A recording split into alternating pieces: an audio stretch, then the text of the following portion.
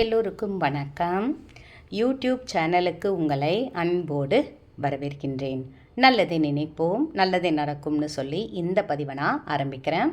இன்றைக்கான ஆன்மீக தலைப்பு என்னன்னு பார்த்தீங்கன்னா, வெளியே சொல்ல முடியாத எந்த பிரச்சனையாக இருந்தாலும் எதிரிகள் தொல்லை கூட 7 நாட்கள் இதை செய்தால் பிரச்சனைக்கு முற்றுப்புள்ளி அப்படின்னு தலைப்பு வச்சுருக்கேன் இல்லைங்களா? அது என்னன்னு பார்க்கலாம். வெளியே சொல்ல முடியாத அந்த மாதிரி விஷயங்கள் நம்மக்கிட்ட நிறைய பிரச்சனைகள் இருக்குது. இப்போ நான் இந்த வீடியோ போடும் பொழுது உங்களுக்கு எல்லாம் அது தோணும், ஆமாம் இல்லை இந்த பிரச்சனை என்னால் வெளியே சொல்லவே முடியல. ஏன்னா ஒரு எப்படி சொல்கிறது, கணவருக்கே தெரியாமல் ஏதாவது ஒரு பிரச்சனை போய் நீங்கள் மாட்டியிருக்கலாம், இல்லை வீட்டில் இருக்கிற அம்மா அப்பாவுக்கு தெரியாமல் ஒரு பிரச்சனையில் போய் நீங்கள் மாட்டியிருக்கலாம். அந்த மாதிரி விஷயங்கள் ரொம்ப தலை போகிற விஷயமாக கூட இருக்கட்டும். நான் இப்போ படத்தில் காட்ட போகிற இந்த அம்மா சிம்ம வாகினியை நினச்சி, துர்கா தேவியை நினச்சி நீங்கள் இதை செய்யும் பொழுது நிச்சயமாக சொல்கிறேங்க, எதிரிகளாக இருந்தாலும் உங்களுடைய எதிரிகள் உங்கள் ஆஃபீஸில் வேலை செய்கிறவங்க, இல்லை அக்கம் பக்கம் உள்ளவர்கள், நம்ம கூட கொடுத்தன இருக்கிறவங்க யாராக இருந்தாலும் நம்மளை மனசை ரொம்ப துன்புறுத்துகிறாங்க, என்னை மனசை ரொம்ப கஷ்டப்படுத்துகிறாங்க. அம்மா தாயே சிம்ம வாகினி நீ தான் அவங்கள கேட்கணும் அப்படின்ற மாதிரி மனசு உருகி நீங்கள் வேண்டுங்க. இது இன்னொரு விஷயமும் இது கூட நீங்கள் சேர்த்து செஞ்சீங்கன்னா அதீத பலன். இந்த சிம்ம வாகினியை நினைத்து வெள்ளிக்கிழமையில் ராகுகால பூஜையில் போய் துர்காதேவிக்கு விளக்கேற்றலாம், ஞாயிற்றுக்கிழமை ராகுகால பூஜையில் போய் விளக்கேற்றலாம். ராகுகால நேரத்தில் அவங்க பூஜை செய்யலைனாலும் பரவாயில்ல, நம்ம போய் விளக்கேற்றி வச்சுட்டு வர்றது அதீத பலனை உங்களுக்கு கொடுக்கக்கூடியது. அடுத்தது செவ்வாய்க்கிழமை என்பது எப்பேற்பட்ட எதிரிகளாக இருந்தாலும் எந்த ஒரு பிரச்சனை தலையே போகிற மாதிரி ஒரு கடுமையான பிரச்சனை, நம்மளுக்கெல்லாம் என்னங்க ஒரு சின்ன சின்ன பிரச்சனை தான் வரும். யாருக்கிட்டையாவது தெரியாமல் பணத்தை கொடுத்து ஏமாந்துருப்போம், அந்த பணம் நமக்கு வந்து சேரணும், இல்லை யாரோ அவங்க நம்மளை வந்து டார்ச்சர் பண்ணிக்கிட்டு இருப்பாங்க, ஏதோ ஒன்று பிளாக்மெயில் பண்ணுவாங்க, நம்மளை இதை செய் அதை செய் நம்மளை ஏதோ பண்ணுவாங்க, அதிலிருந்தெல்லாம் நம்ம விடுதலை ஆகணும் அப்படின்னு நீங்கள் நினச்சிங்கன்னா இப்போ நான் சொல்கிற மாதிரி நீங்கள் செய்யுங்க. கண்டிப்பாக சொல்கிறேங்க, இதிலேருந்து நீங்கள் விடுதலை ஆகிடுவீங்க.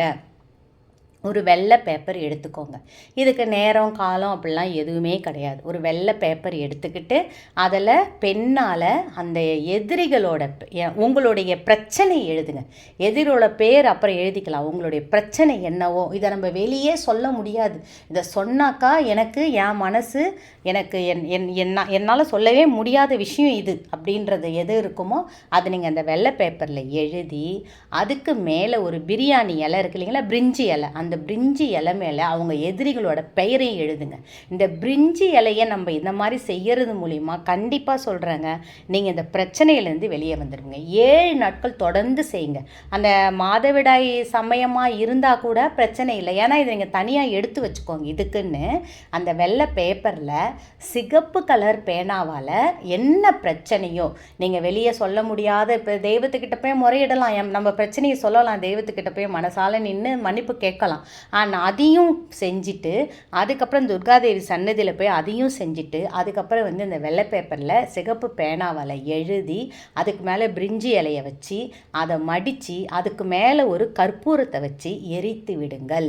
இதை நீங்கள் இரவு நேரத்தில் 7 to 8, 8 to 9, 9 to 10 இந்த இரவு நேரத்தில் இந்த பேப்பரில் வச்சு நீங்கள் இதை எந்த பிரச்சனையாக இருந்தாலும் நீங்கள் எழுதி எரிக்கும் பொழுது கண்டிப்பாக அந்த அக்னி பகவானுக்கு நம்ம இதை இரையாக்குறோம். அப்போ என்ன ஆகும், நமக்கு அந்த பிரச்சனையிலேருந்து நிரந்தர விடுதலை.